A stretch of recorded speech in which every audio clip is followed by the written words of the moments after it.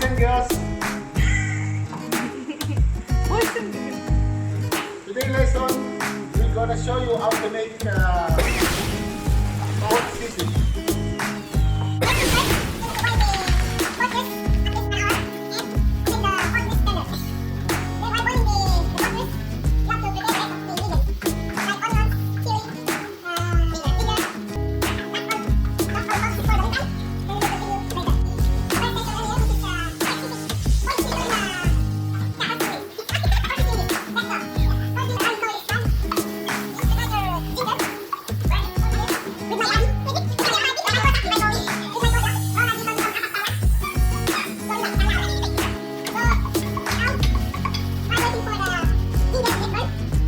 Hours later.